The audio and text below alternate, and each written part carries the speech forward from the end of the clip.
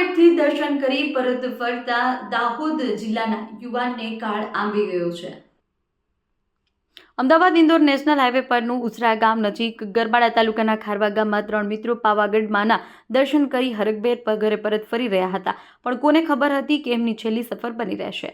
Highway પર પોતાની bike ઊભી રાખી ઉભેલા યુવાનોને ગોધરા તરફથી પૂર ઝડપે આવતા એક અજાણ્યા વાહને જોરદાર ટક્કર મારી। ટક્કર એટલી ભયાનક હતી કે બાઇક ચાલક યુવાન હવામાં ફંગોળાયા અને રોડ પર પટકાતા તેનું ઘટના સ્થળે કરુણ મોત થયું, જ્યારે કે તેની સાથે રહેલા અન્ય 2 મિત્રો ગંભીર રીતે લોહી લુહાણ થયા। અકસ્માત સર્જી અજાણ્યો વાહન ચાલક માનવતા નેવે મૂકી અંધારામાં ફરાર થઈ ગયો।